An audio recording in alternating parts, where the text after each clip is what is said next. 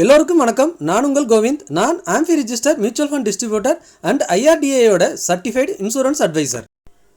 பங்குச்சந்தையில் முதலீடு பண்ணி நீங்கள் ஜெயிக்கணும்னா நாலேஜை விட முக்கியமான தேவை எமோஷனல் கண்ட்ரோல். உங்கள் எமோஷனலை நீங்கள் கண்ட்ரோல் பண்ண கற்றுக்கலன்னா கட்டாயமாக பங்குச்சந்தையில் ஜெயிக்கவே முடியாது. எவ்வளோ தான் நாலேஜ் இருந்தாலும் மார்க்கெட் வந்துட்டு டவுன் ஆகிட்டு இருக்க சமயத்தில் இன்னுமே ஷேர்ஸ் ப்ரைஸ் டவுன் ஆகிடும் அப்படின்னு சொல்லிட்டு விற்க ஆரம்பிச்சிருவோம். ஆனால் அதுக்கப்புறம் மார்க்கெட் ரெக்கவரி ஆகிடும். இதே மாதிரி மார்க்கெட் எப்போ அப்பில் போயிட்டே இருக்கோ அந்த டைமில் இன்னுமே இந்த ஸ்டாக்ஸ் இன்னும் மேலே போக சான்சஸ் இருக்குன்னு அக்குமுலேட் பண்ண ஆரம்பிப்போம். அப்போ மார்க்கெட் இறங்க ஆரம்பிச்சிடும். ஸோ இந்த மாதிரி உங்களோட எமோஷ்னலான டிசிஷனை நீங்கள் கண்ட்ரோல் பண்ண தெரியலன்னா மார்க்கெட்டில் ஜெயிக்கவே முடியாது. இதை இந்த சமயத்தில் ஏன் நான் மென்ஷன் பண்ணுறேன்னா, கடந்த 5 வருஷத்துக்கு அப்புறம், அதாவது கோவிடுக்கு அப்புறம் இப்போ தான் கண்டினியூஸாக மார்க்கெட் வந்துட்டு 6 வாரமாக டவுன் ட்ரெண்ட்லேயே இருக்குது.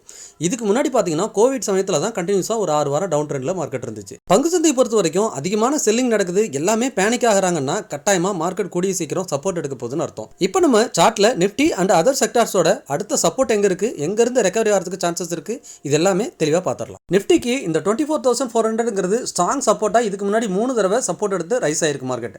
ஆனால் இந்த முறை அந்த லெவலை பிரேக் பண்ணி கீழே 24,330 க்ளோஸ் வச்சிருக்கு. ஸோ இதுக்கப்புறம் நிஃப்டியோட அடுத்த சப்போர்ட்டுன்னு பார்த்தீங்கன்னா 24,000 ஆர் 23,800 இந்த இடத்துல தான் அடுத்த சப்போர்ட் ரேஞ்ச் இருக்குது. அது வரைக்கும் மார்க்கெட் ஃபாலோ ஆகிறதுக்கு சான்சஸ் இருக்குது. இந்த வாரத்தை பொறுத்த வரைக்கும் மார்க்கெட் இன்னுமே ஃபாலோ ஆகிறதுக்கு சான்சஸ் இருக்குது. ஆனால் அது எல்லாமே ஒரு ஆப்பர்ச்சுனிட்டியாக யூஸ் பண்ணுங்கிறதா என்னோட தாட்டு. இந்த இடம் பார்த்தீங்கன்னா 24,000ங்கிறது இதுக்கு முன்னாடி மார்க்கெட் செப்டம்பர்லேருந்து டவுன் ஆனப்போ ஒரு ஸ்ட்ராங் ரெசிஸ்டன்ஸாக ஆக்ட் ஆகிட்டு இருந்தது. ஸோ அந்த லெவலில் தான் மார்க்கெட் பிரேக் பண்ண முடியாமல் 2 தடவை பார்த்தீங்கன்னா ஒரு சூப்பரான ரெசிஸ்டன்ஸாக அது ஆக்ட் ஆகிட்டு இருந்தது. இங்கே பார்த்தீங்கன்னா ஃபஸ்ட்டு இங்கே ஒரு ரெசிஸ்டன்ஸ், திரும்ப மார்க்கெட் ஃபால் ஆகிட்டு அகைன் 24,000 பிரேக் பண்ண முடியல. இந்த பாயிண்ட் வரும்போது பிரேக் பண்ணிவிட்டு ரீடெஸ்ட்டும் பண்ணிவிட்டு திரும்ப ஒரு சைட்வேஸ் கொடுத்துட்டு அங்கேருந்து ஒரு ரேலியும் மார்க்கெட் கொடுத்துச்சு. ஆனால் இப்போ லாஸ்ட்டு 6 வாரமாக கண்டினியூஸாக ஃபால் ஆகிட்டு இருக்குது. அந்த சப்போர்ட் லெவலையும் பிரேக் ஆகிருக்கு. ஸோ அதனால தான் சொன்னோம், கட்டாயமாக மார்க்கெட் வந்து இந்த 24,000லையோ ஆர் 23,800லையோ வந்து சப்போர்ட் எடுத்துகிட்டு அகைன் சைட்வேஸ் இருந்துட்டு இந்த மாதிரி ஒரு அப் ட்ரெண்ட் போகிறதுக்கு சான்சஸ் இருக்குது. ஆனால் இந்த 24,000 பிரேக் பண்ணுறதுக்கு ரொம்ப ரொம்ப சான்சஸ் கம்மி. ஏன்னா அந்த லெவலில் பிரேக் பண்ணிடுச்சுன்னா மார்க்கெட்டோட ட்ரெண்டே சேஞ்ச் ஆகிடும், அடுத்த டவுன் ட்ரெண்டுக்கு சேஞ்ச் ஆகிடும். ஸோ அதனால் நிறைய செக்டார்ஸுமே பார்த்தீங்கன்னா ஒரு சப்போர்ட் லெவல் பக்கத்தில் தான் இருக்குது. இந்த 24,400 மார்க்கெட் இமீடியட்டாக சப்போர்ட் எடுக்கிறதுக்கு அதிகமான சான்சஸ் இருக்குது. இந்த இடத்துல பேனிக் ஆகிட்டு உங்களோட போர்ட்ஃபோலியோவை க்ளோஸ் பண்ணிடாதீங்க. உங்களோட ஃபினான்ஷியல் அட்வைசரை டிஸ்கஸ் பண்ணிட்டு திரும்ப நல்ல நல்ல ஸ்டாக்ஸ்லாம் அக்குமுலேட் பண்ணலாம். மியூச்சுவல் ஃபண்டில் இருந்தீங்கன்னா தாராளமாக நீங்கள் உங்களோட இன்வெஸ்ட்மெண்ட்டை அதிகப்படுத்தலாம்.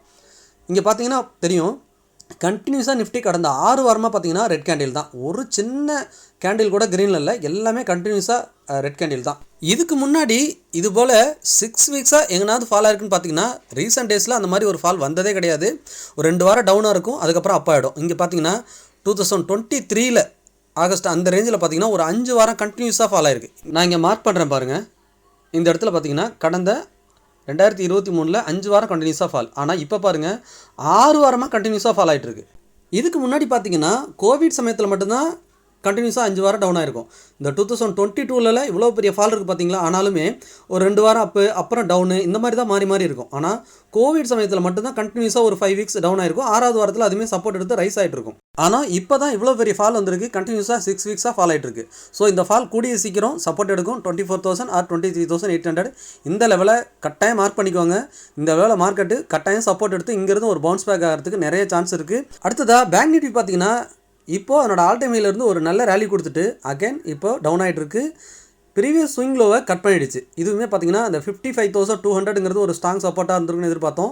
அந்த சப்போர்ட்டை ஃப்ரைடே பிரேக் பண்ணிட்டாங்க. அடுத்த சப்போர்ட்னு பார்த்தீங்கன்னா பேங்க் நிஃப்டிக்கு 54,000 அல்லது 53,000 இந்த ஜோனில் வந்து சப்போர்ட் எடுக்கிறதுக்கு அதிகமான சான்சஸ் இருக்குது.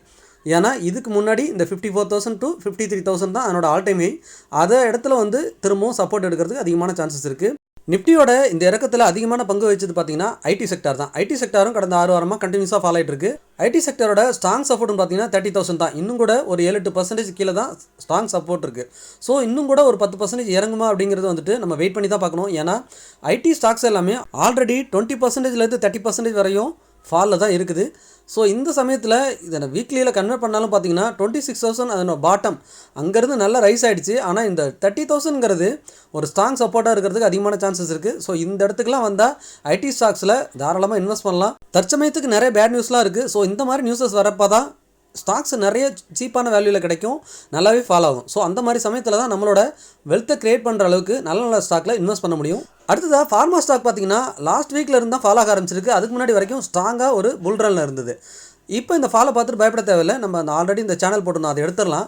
இப்போது 2023லேருந்து ஒரு சேனல் நான் ட்ரா பண்ணுறேன் பாருங்கள், ஒவ்வொரு லோவையும் கனெக்ட் பண்ணுறேன். இப்போ அந்த லோவில் தான் டச் ஆகிட்டு அகைன் அந்த லோ பக்கத்துலேயே தான் ஃபார்மா இண்டெக்ஸ் வந்து ட்ரேட் ஆகிட்டு இருக்கு. ஸோ ஆல்ரெடி அந்த சேனலோட பாட்டம் சப்போர்ட் எடுத்துருச்சு, அந்த சப்போர்ட் பக்கத்துலேயே தான் அகைன் சப்போர்ட் எடுக்குது. ஸோ உங்களோட போர்ட்ஃபோலியோவை இப்போ பயந்து செல் பண்ணுற அளவுக்கு எந்த ஒரு பேட் நியூஸும் டெக்னிக்கலாக இல்லை. டெக்னிக்கலாக ஆல்ரெடி அதனோட ஃபால் முடிஞ்சு ரெக்கவரி மோடில் தான் இருக்குது.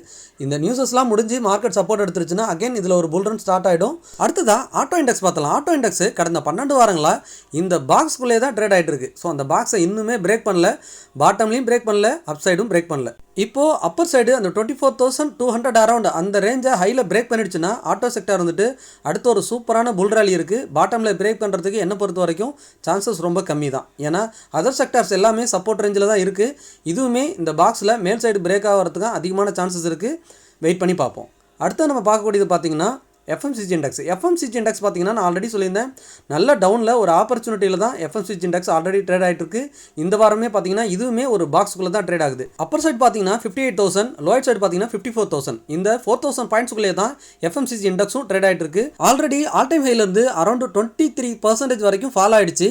இப்போ அங்கேருந்து ஸ்லைட்லி ரெக்கவரி ஆகி ஒரு ரேஞ்ச் பவுண்டில் இருக்குது. ஸோ இந்த ரேஞ்ச் பவுண்டை அப்பர் சைடு தான் பிரேக் ஆகும். எஃப்எம்சிஜி இண்டெக்ஸும் பார்த்தீங்கன்னா ஆட்டோ இண்டெக்ஸ் மாதிரியே அப்பர் சைடு தான் பிரேக் ஆகிறதுக்கு அதிகமான சான்சஸ் இருக்குது. இதை நான் மந்த்லி கேண்டிலில் திரும்ப உங்களுக்கு வச்சுட்டு இன்னொரு சப்போர்ட் லைன் உங்களுக்கு காமிக்கிறேன் பாருங்கள்.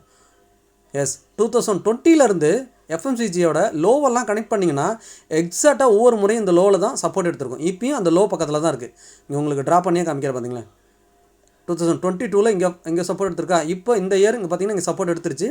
2020லேயும் அந்த பாட்டம் நான் மார்க் பண்ணியிருக்கேன். இப்போவும் இந்த ட்ரெண்ட் லைன்லேருந்து மேலே 58,000 பிரேக் பண்ணுறதுக்கு தான் அதிகமான சான்சஸ் இருக்குது. அடுத்ததாக மெட்டல் இண்டெக்ஸுமே 9,600லேருந்து 9,000 இந்த ரேஞ்ச் பவுண்ட்லேயே தான் ட்ரேட் ஆகிட்டு இருக்கு. இதை நான் மந்த்லி கேண்டில் சேஞ்ச் பண்ணிவிட்டு ஒரு ட்ரெண்ட் லைன் ட்ரா பண்ண பாருங்கள். 2020லேருந்து மெட்டல் இண்டெக்ஸ் இந்த ட்ரெண்ட் லைனில் தான் இருக்குது. சேம் லைக் இதுவும் எஃப்எம்சிஜி இண்டெக்ஸ் மாதிரியே இருக்கும். இங்கே ஒரு முறை சப்போர்ட் எடுத்துருக்கும். 2022ல் ஒரு முறை இங்கே சப்போர்ட் எடுத்திருக்கும்.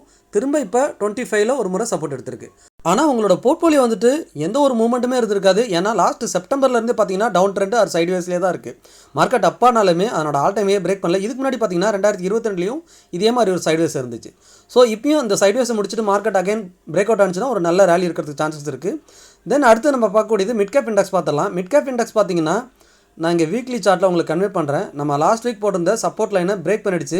57,000 நம்ம சப்போர்ட் லைனு, அதை நான் இங்கே டே சார்ட்டில் கன்வெர்ட் பண்ணுறேன். உங்களுக்கு இன்னும் ஈஸியாக அண்டர்ஸ்டாண்ட் ஆகும். இதனோட ப்ரீவியஸ் ஸ்விங் லோ தான் பார்த்தீங்கன்னா அந்த 57,000, அதை பிரேக் பண்ணி இப்போ 56,300 இருக்குது. இதனோட ஸ்ட்ராங் சப்போர்ட் பார்த்தீங்கன்னா அடுத்து 55,200 அந்த இடத்துல தான் இருக்குது. ஸோ இந்த 55,200 வரைக்கும் வரதுக்கு அதிகமான சான்சஸ் இருக்குது. அந்த இடம் வந்ததுன்னா மிட் கேப் இண்டெக்ஸுமே ஸ்ட்ராங்காக சப்போர்ட் எடுத்து ரைஸ் ஆகிறதுக்கு தான் சான்சஸ் இருக்குது. அடுத்து பார்க்குறதுனா ஸ்மால் கேப் இண்டெக்ஸ் பார்த்துடலாம். ஸ்மால் கேப் இண்டெக்ஸும் பார்த்தீங்கன்னா ப்ரீவியஸ் ஸ்விங் லோவான அந்த 17,900 18,000 அரௌண்ட் அதை பிரேக் பண்ணிடுச்சு. இப்போது 17,000ல் தான் அடுத்த சப்போர்ட் லைன் இருக்குது, அது பக்கத்தில் தான் இருக்குது. ஸோ நெக்ஸ்ட் வீக்கில் இதுவுமே ஒரு ஃபால் வந்தாலுமே சீக்கிரம் சப்போர்ட் எடுக்கிறதுக்கு தான் அதிகமான சான்சஸ் இருக்குது. லாஸ்ட்டாக நம்ம பிஎஸ்சி இண்டெக்ஸ் பார்த்தலாம். பிஎஸ்சி இண்டெக்ஸ் ஸ்டாக்ஸ் பார்த்திங்கன்னா இது வரைக்கும் ஒரு செல்லிங்கே வரலை. மார்க்கெட் என்ன தான் ஃபால் ஆனாலுமே இது ஒரு ஸ்ட்ராங்காக ஒரு சைட்வேஸில் தான் இருக்குது. 6,800லேருந்து 7,200 இந்த ரேஞ்சுக்குள்ளேயே தான் இதுவுமே ட்ரேட் ஆகுது. இப்போ பார்த்தீங்கன்னா எஃப்எம்சிஜியாக இருக்கட்டும், ஆட்டோ இண்டெக்ஸாக இருக்கட்டும், எல்லாமே ஒரு ரேஞ்ச் பவுண்டை செட் பண்ணி அதுக்குள்ளே ட்ரேட் ஆகிட்டு இருக்கு. இப்போ நான் மந்த்லி கேண்டிலில் சேஞ்ச் பண்ணிவிட்டு ஒரு ட்ரெண்ட் லைன் ட்ராப் பண்ண பாருங்கள். 2020லேருந்து அதனோட லோவெல்லாம் கனெக்ட் பண்ணியிருக்கேன். பட் எக்ஸாக்ட் லோ வராமையே முன்னாடியே சப்போர்ட் எடுத்துருச்சு.